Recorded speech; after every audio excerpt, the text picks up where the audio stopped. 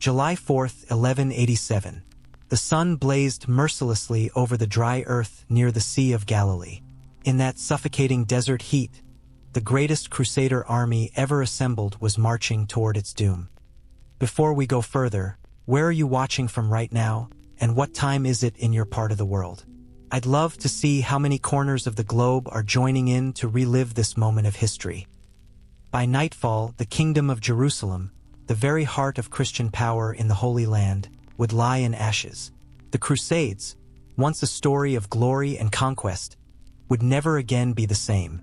What unfolded that day was not just a battle, but a catastrophe that permanently altered the destiny of two civilizations. At the start of 1187, the Crusader states seemed secure, their dominance carved out over nearly a century of blood and iron.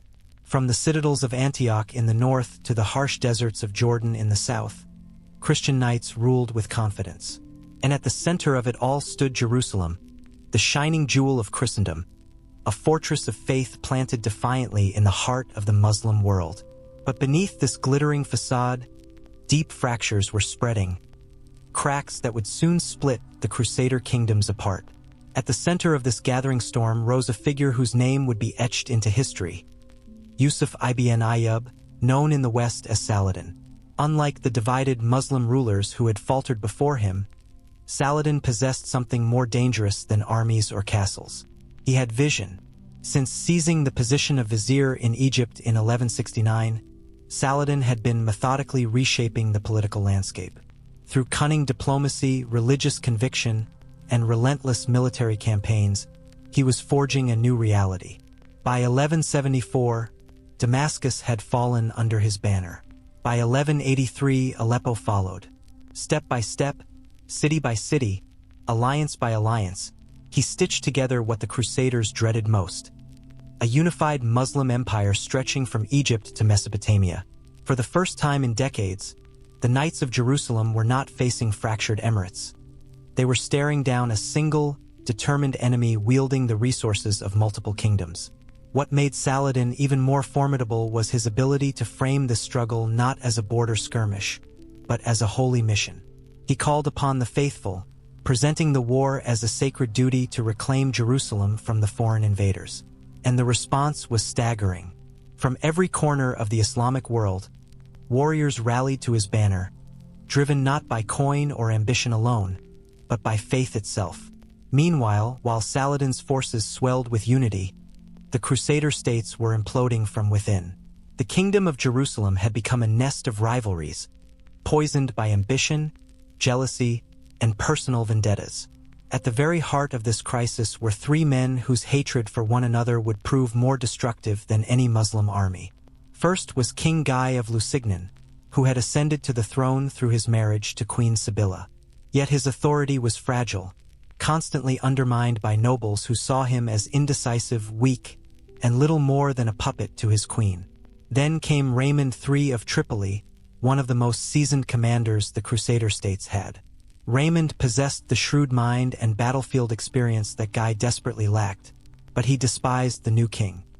His resentment ran so deep that he was willing to negotiate with Saladin himself rather than bow to Guy's crown. And finally, there was Reynold of Chatillon, perhaps the most reckless man in the entire kingdom. Lord of Carrick, Reynold embodied the brutal spirit of the first Crusaders. Where others sought truces, he sought blood. Where diplomacy was offered, he answered with steel. His thirst for violence and plunder would soon give Saladin the very excuse he needed to strike. In early 1187, Reynold committed an act of such reckless arrogance that it doomed his entire world. Despite a standing truce, he ambushed a Muslim caravan traveling the sacred pilgrimage road to Mecca. This wasn't just robbery, it was blasphemy. The caravan carried pilgrims performing the Hajj, one of the holiest obligations in Islam. By attacking it, Reynold had not only shattered the truce, but had struck at the very heart of Muslim faith. When the news reached Saladin, he swore vengeance. He vowed that he would personally see Reynold executed for this outrage. The stage was now set, but Saladin was not reckless. Instead of storming Reynold's fortress in blind fury, he devised a strategy worthy of his legend. On July 2, 1187, His armies descended upon the city of Tiberias, a strategically vital stronghold on the Sea of Galilee. It was brilliant in its simplicity. The city was under the lordship of Raymond of Tripoli, but his wife, Countess Esquiva, was trapped inside with only a small garrison for defense. When word of Tiberias' siege reached the Crusader leadership, chaos erupted. The lords of Jerusalem were faced with an impossible choice: stay put in the safety of their fortified base at Sephoria, or march into the scorching desert, risking everything to relieve Tiberias. And at the center of this storm of indecision stood King Guy. Torn between conflicting advice, caught between caution and honor, he had to make the fateful choice that would decide not only his own fate but the fate of the entire kingdom of Jerusalem. Raymond's argument was brutally pragmatic. Tiberias could be rebuilt, but if the field army was lost, then the entire kingdom of Jerusalem would collapse beyond saving. His reasoning was sound from a purely military standpoint, yet it brushed aside the political reality King Guy faced. Already, whispers called him weak, hesitant, and unworthy of the throne. If he stood idle and allowed Raymond's own wife to be captured without lifting a sword in her defense, his already fragile grip on authority would shatter completely. The warrior nobility of the Crusader states expected their king to embody courage, not calculate like a merchant balancing ledgers. Knights lived for battle, and their ruler was meant to lead them into it. Their code was honor, not hesitation. And soon, their demands were echoed by one of the most powerful voices in Christendom: Gerard de Riedfort, Grand Master of the Knights Templar. For the Templars, this was not just politics, it was destiny. Their very existence had been forged in the fire of defending the Holy Land, their vows bound to fight the enemies of Christ at every turn. To sit idle, to defend by waiting behind walls, robbed them of both glory and spiritual purpose. And in a land where military and religious authority were inseparably fused, their voice carried the weight of divine judgment. Pressed from every side, his nobles, his military orders, and his own fragile reputation, King Guy made the choice that would decide the fate of the Crusader kingdom. He would march. So it was that on July 3, 1187, the greatest Crusader army ever assembled in the Holy Land began its advance toward Tiberias. It was a breathtaking sight. A host representing nearly the entire military strength of the Christian kingdom. Knights rode in gleaming armor from Jerusalem, Antioch, and every stronghold in between. Mercenaries, funded in part by the annual tribute of King Henry II of England, swelled the ranks. In total, over 16,000 men, about 1,300 mounted knights and nearly 15,000 infantry, set out beneath the blistering sun. By medieval standards, it was an enormous army, a force capable of conquering entire kingdoms. Yet hidden within this grandeur was the reality of a desperate gamble. In gathering such a force, the Crusaders had stripped their castles bare, leaving towns and fortresses nearly defenseless. If this army was destroyed, there would be no second chance. Jerusalem itself would be left naked before its enemies. But as this grand host trudged forward across the dry, jagged landscape of Galilee, they were not marching to victory. They were marching directly into Saladin's trap, one of the most carefully orchestrated ambushes in medieval history. For months, Saladin had maneuvered with meticulous patience. He controlled every spring and water source along the Crusaders' route. He studied the terrain, planned their movements, and prepared his troops to exploit every weakness. The Crusaders' every step had been predicted long before they took it. Almost immediately, the march descended into torment. The July sun bore down mercilessly on men and beasts alike. Knights, encased in heavy mail and plate, baked inside their armor as if trapped in furnaces. Dust choked their throats. The ground beneath their feet was sharp and uneven, breaking formation again and again.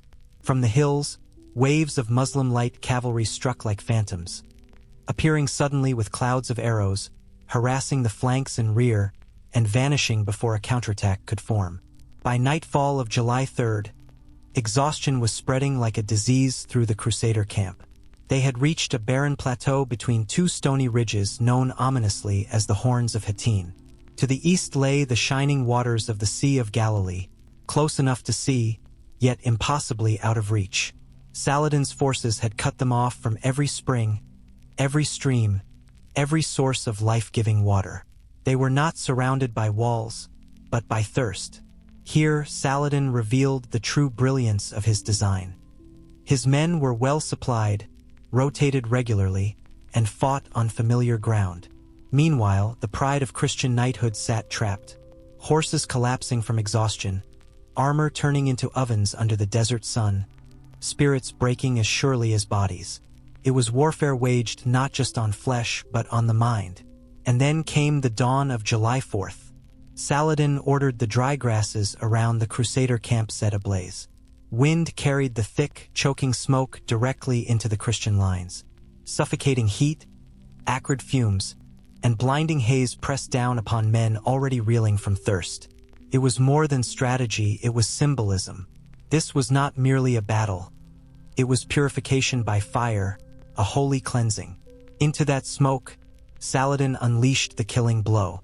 His mounted archers, resupplied during the night with hundreds of thousands of arrows, rained death into the packed Christian formations. Volley after volley darkened the sky. Knights and infantry alike collapsed under the endless storm of iron. This was no longer combat. It was the methodical destruction of an entire kingdom's army. The Crusader army, trained their whole lives to clash in brutal close-quarter combat, suddenly found themselves powerless under a relentless storm of arrows that rained down from a distance. Their heavy lances, their steel, their valor, all meaningless against death that struck from beyond their reach. Count Raymond of Tripoli, one of the most seasoned commanders among them, understood the grim reality faster than most. He knew their position was hopeless. In a desperate gamble, he launched not one, but two furious cavalry charges, hoping against all odds to smash through Saladin's lines and reach the life-giving waters of Lake Tiberias. Both attempts ended in catastrophe. His knights cut down, their horses collapsing in exhaustion, the lake's blue shimmer still agonizingly out of reach. At last, Raymond did what many later would call both betrayal and survival. Gathering the few knights who still clung to him, he abandoned the battlefield entirely, leaving King Guy's main force stranded, isolated, and utterly vulnerable. That moment marked the beginning of the end. The collapse came suddenly, like a dam bursting. Christian infantrymen, parched, terrified, and blinded by smoke, lost all discipline. They broke ranks, fleeing in chaos toward the stony crags of the Horns of Hattin. There they cowered in small, scattered groups, more like hunted sheep than soldiers of Christ, leaving their noble commanders alone to face the full fury of Saladin's army. King Guy, still mounted on his destrier and encircled by the last of his household knights, made 3 desperate charges against Saladin's position. Each one was driven back with staggering losses. The finest nobles of Christendom, the very flower of European knighthood, fell in those moments, their heavy cavalry tactics rendered useless against the fluid, mobile warfare of Saladin's forces. When the final charge shattered and the king's banner fell, the battle was over. Of the 16,000 men who had set out so confidently from Sephoria, scarcely 200 mounted knights would see another dawn. The rest lay lifeless on the battlefield, or on their knees in chains. Among the treasures captured that day was perhaps the greatest symbol of Christendom, a relic of the true cross, carried into battle by the Bishop of Acre, now forever lost to Christian hands. Then came the reckoning. Saladin's treatment of the prisoners revealed both his shrewd political instincts and the personal vendettas he carried in his heart. King Guy and the highest nobles were spared, too valuable as hostages, too useful in the chess game of diplomacy. But when Reynold of Chatillon, infamous for breaking truces and desecrating treaties, was brought before him, Saladin himself unsheathed his sword and struck the man's head from his shoulders. Justice, in the medieval sense, swift, personal, and absolute. The knightly orders, however, suffered a far harsher fate. Nearly every Templar and Hospitaller captured was executed. These warrior monks had sworn eternal war upon Islam, and Saladin knew well that their very existence threatened his vision for the Holy Land. Only Gerard de Riedfort, Grand Master of the Templars, was spared, likely kept alive as a living symbol of Christian ruin. Yet the true catastrophe of Hattin did not unfold on that battlefield alone. In the weeks that followed, its consequences swept like wildfire across the kingdom. With the Crusader host annihilated and castles stripped bare of garrisons, there was no one left to resist. City after city toppled like dominoes: Acre, Nablus, Jaffa, Sidon, Beirut, Ascalon, until only one prize remained. On October 2nd, 1187, less than 3 months after the disaster, the gates of Jerusalem itself opened to Saladin. The holy city, centerpiece of the Crusader dream for 88 years, was lost in a single campaign. And yet, Saladin's treatment of the city's people shocked Europe. He allowed those who could pay ransom to depart safely. His mercy only underscored the completeness of his victory. When news reached Europe, it was like thunder in the heavens. Chroniclers tell us that Pope Urban III died of shock upon hearing of the disaster. Christian Europe reeled, and soon the Third Crusade was called. Kings themselves, Richard the Lionheart of England, Philip II of France, and Frederick Barbarossa of the Holy Roman Empire, would march east to reclaim what had been lost. Though Richard the Lionheart would claim dazzling victories, even striking fear into Saladin himself, Jerusalem remained out of reach. The Treaty of Jaffa in 1192 secured only a thin coastal strip between Tyre and Jaffa, a fragile prize, a shadow of the Crusader kingdom that once dreamed of ruling the Holy Land. The balance of power had shifted for good. Hattin was not just a defeat, it was a turning point. The Crusaders would never again know the dominance of those early decades. Saladin's strength came from unity, while his enemies crumbled under rivalries, pride, and ambition. The end arrived in 1244 at La Fourby, when the last great Crusader host in the east was utterly destroyed by Mamluk forces. But that final catastrophe was only the echo of what began 57 years earlier, on the smoking hills of Hattin. The Battle of Hattin remains one of the most decisive encounters in human history, a single day that toppled a world order. It proved how centuries of conquest could collapse in hours when faced with brilliant strategy, bitter division, and the unforgiving realities of medieval war. On that blazing July day of 1187, more than an army was destroyed. An entire vision, a permanent Christian kingdom in the Holy Land, died with it. But let me ask you, if you could step onto that battlefield for just one moment, would you stand beside the Crusaders or march with Saladin's army? Tell me in the comments. I'd love to hear your thoughts.